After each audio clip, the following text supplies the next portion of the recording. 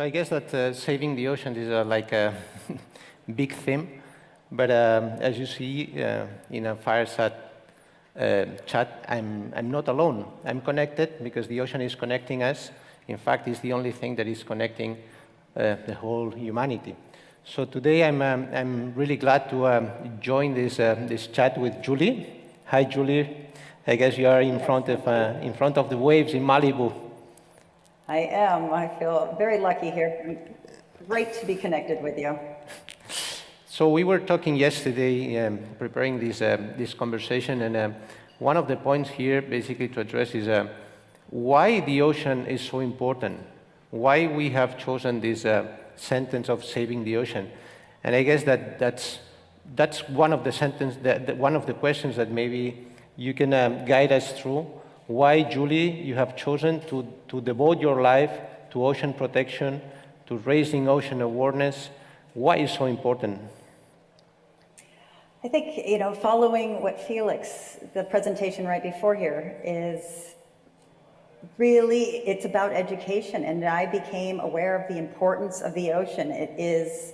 Makes up our planet, 70% of our planet. It provides more than half of our oxygen.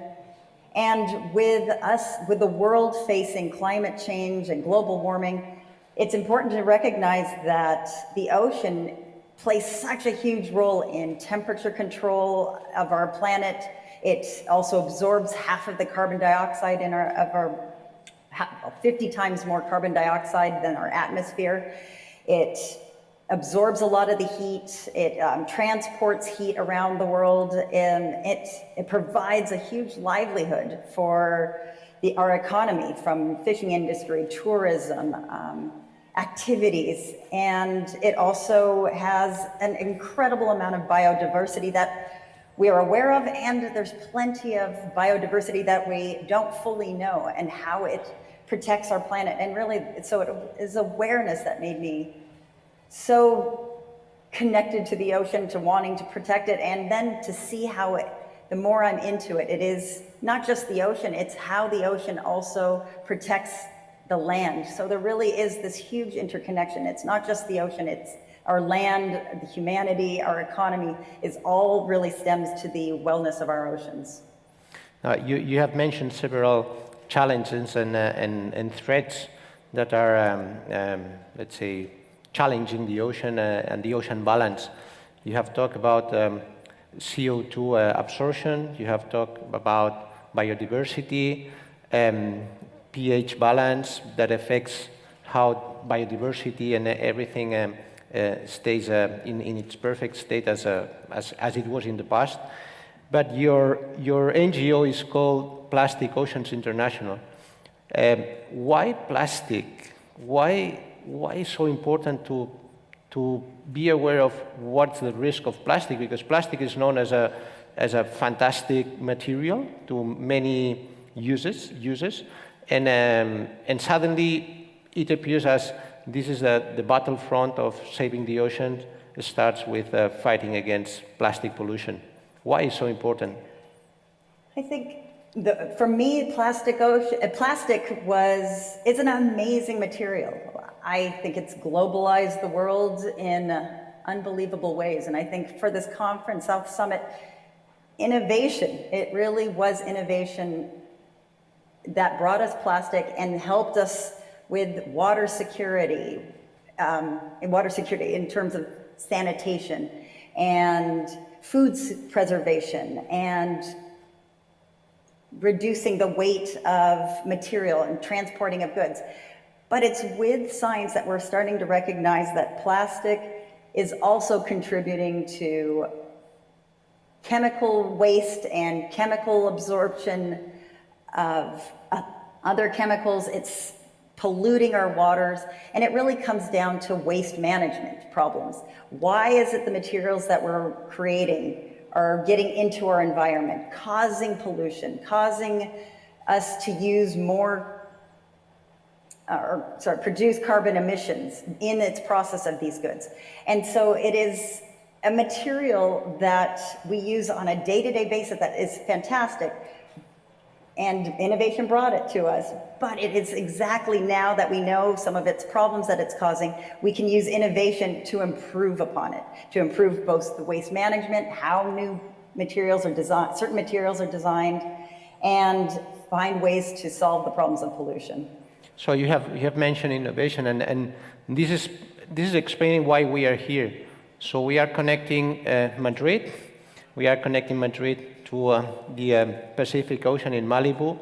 But the thing is, this is a wake-up call. We are calling innovation, we are calling technology just to provide a toolkit of different solutions, because the huge challenge that we have in front of us cannot be solved by just one solution. So we need technology, biotechnology, we need data analysis, we need to reduce and improve waste management, but we are against time.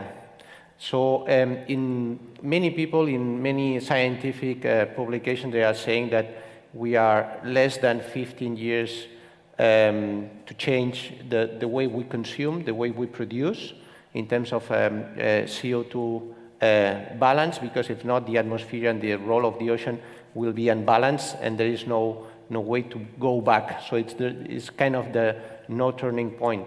So this is why we can see different people, different technologies, different NGOs, but also companies that are appearing to tackle this, because there is a lot of profit to do there. So it's business, it can be business driven, but more importantly, it's a human need. So we are talking about unbalancing the way we live in this fantastic planet, and we don't have time to go to other planet yet, no ways to go to other planet yet. So what do you think could be the role of business and innovation in order to tackle this common challenge that we have?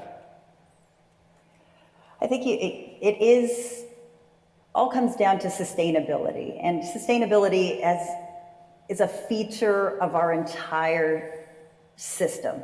And what it is important, that system is made up of businesses and individuals and ecosystems. And it's important that we cannot solve any one of these problems alone, but we have to fix, we can't fix any one part alone. We have to fix the entire system. And that's a huge part of that system is business. So it is not about us arguing which solution is going to be better than another, but it is about how each business and each industry can improve within itself and as it relates to others. And just as we're connected by the ocean, and we have between us right now, there are so many different ecosystems and so many different cultures and people between us right now. We are connected by the sustainable system, and that's where businesses can now improve. No person has this one solution that's going to fix the waste industry or the fashion industry, the chemical industry. It is within the experts within each of these industries thinking sustainably can improve upon their own business. And there's business opportunities there as we start to innovate and improve on the systems in the industries that we have. And I mean, this comes to you and your business, and with Ocean 52, it's incredible. What is, you are bringing solutions and business opportunities and awareness to the world. What made you develop your business? So basically, I think that we started our business because we had two passions. So the first passion was to provide healthy food, healthy drinks to people.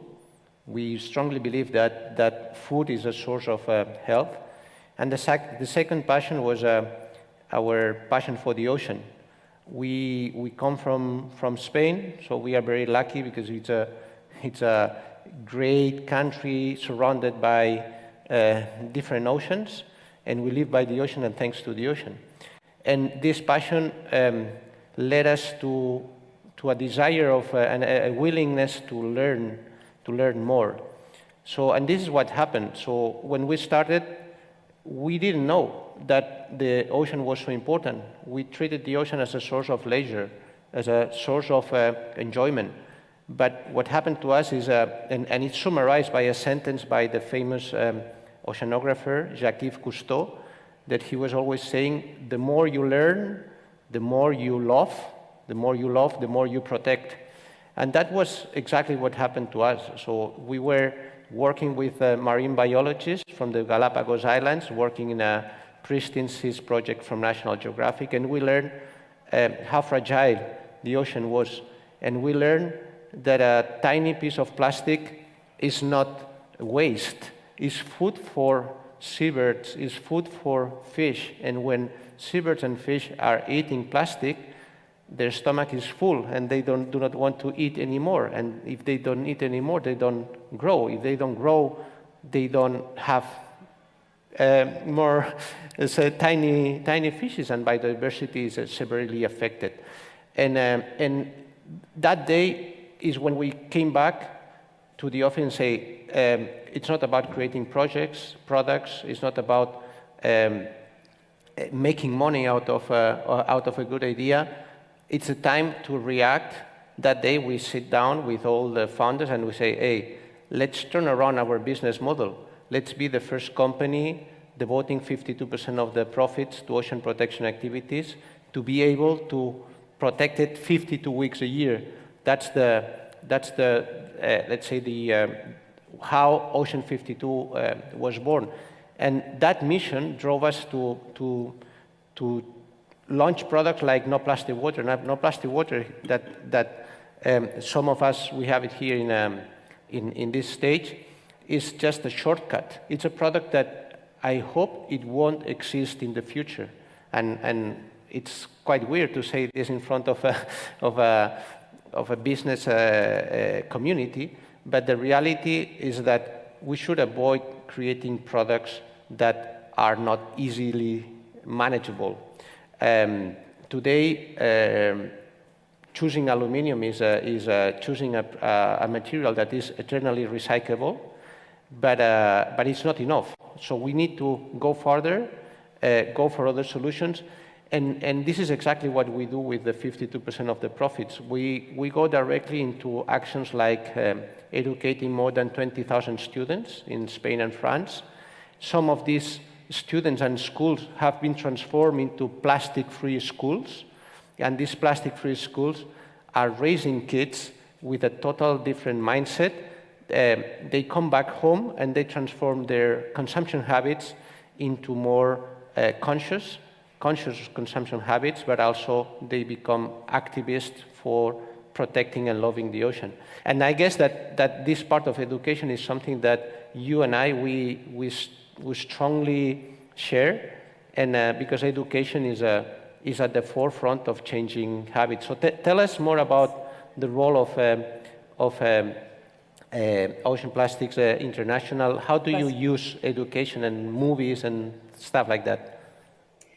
Well, as you say, it's about raising awareness. There is, as consumers, it's changing our personal consumption habits, which then also will drive business and how businesses are developed. And to what you were saying, it's not just taking away business. Say your aluminum packaging is not just taking away a business. It is providing an opportunity for new business to collect those aluminum cans, to come up with secondary products that can be made out of that material.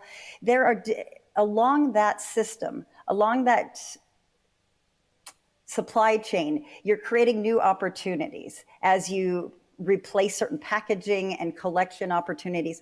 And so I never see it. Part of our education is educating along that supply chain and showing that this is not us trying to deprive our lifestyles. It is about fixing the whole system, which includes people, the economies that we survive on, and the planet. And we use film as we provide films for free to people to really engage people on the conversations that are needed to really understand the very complex supply chains within one product, as well as how they interconnect with other life or supply chains with different products. Very good. So concerning your deployment, because you were creating your NGO in the United States. Now you are deploying activities in other countries, and you are fostering the local community's activism, which is something that I strongly believe that this is not about one company doing everything. It's about every one of us having putting its little effort on transforming this journey. How are you reaching other countries, other communities? What is your way to deploy your mission? Well, working with local communities is key because we see real action implemented at a much faster rate than waiting for an entire country or continent to change. And as you said, we cannot be everywhere, but we can collaborate with local organizations, small businesses, to create that change. And it is through real conscious collaboration. It's hearing what the barriers that small local communities are facing, how they are overcoming those barriers, and then sharing those solutions with similar communities with the same problems. And it takes a lot of work to consciously collaborate. It doesn't always make sense. And it is that constant talking it out, finding ways to share those solutions, share those barriers, and provide that support that you're not alone. It does sometimes feel like, as an individual or a small business or as consumers, doing one thing is insignificant. But when you're as a collective, consciously collaborating, it is much more meaningful, and you start to see that movement for change. I think that collaboration, just to finish this chat, collaboration is one of the untapped opportunities and untapped forces to create more energy even. Just as an anecdote, one of our let's say the moment where I felt more proud about collaboration happened when we started doing a beach cleanup in the north part of Spain, and suddenly a kid, 13 years old, he was helping us, and then we offered some drinks at the end, and he took one of our products, and we were watching at him say, and he did not open the can. He said, no, I keep that one. I keep that one because I want to show it in the school. So that was on Saturday. On Monday, he went to the school. He explained this to his teacher, and his teacher gave him the opportunity to explain to the whole school. And that school became a plastic-free school. Every Sunday in spring, they are organizing their own beach cleanups. And we said, wow, that's the spark of something that can be a great movement. And thanks to him, we created one project that was called, it's kind of a scholarship. So it's a school ambassadors, and we are replicating this in several regions in Spain and France. And that gives us hope, because it's when you act for good and for love in front of the ocean, it transforms you, but you have the power to transform many others. That day, probably we collected 10 kilos of waste, but I'm sure that collaborative, changing the mindset of his whole school, he will be collecting much more plastic, or even intercepting plastic to get into the ocean. So Julie, I think that's the end of our fireside chat. It's a pity that we don't see each other in front of the ocean. I know. but here we are in Madrid, so thank you very much for joining us from Malibu. I think that we will be collaborating in the future, and this is an invitation for the whole community of South Summit to join us and collaborate with us in fighting and finding opportunities on this big challenge, which is climate change, and especially on protecting the oceans. So thank you very much, Julie. Thank you so much, Santiago. It's a pleasure to be here. Enjoy the rest of South Summit.